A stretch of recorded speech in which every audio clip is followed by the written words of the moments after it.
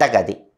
వంటగదిలో ఏం చేయాలంటే శుక్రవారం రోజు ఉదయం 6 నుంచి 7 గంటల మధ్య ప్రాంతంలో, మధ్యాహ్నం 1 నుంచి 2 గంటల మధ్య ప్రాంతంలో, రాత్రి 8 నుంచి 9 గంటల మధ్య ప్రాంతంలో, ఈ 3 సమయాలను శుక్రహోరలు అనే పేరుతో పిలుస్తారు. శుక్రవారం రోజు ఈ శుక్రహోరలు ఉన్న టైంలో మీ వంటగదిలో ఒక పళ్ళెం ఉంచి ఆ పళ్ళెంలో దొడ్డుప్పు పోసి ఆ దొడ్డుప్పు మీద ఒక పసుపు కొమ్ము ఉంచాలి. ఇలా చేస్తే ఇంట్లోకి ధన ఆకర్షణ విశేషంగా పెరుగుతుంది. అంటే శుక్రవారం ఉదయం 6 నుంచి 7 మధ్యలో వంటగదిలో ఒక పళ్ళెం ఉంచి దొడ్డుప్పు పోసి దాని మీద పసుపు కొమ్ము ఉంచాలి.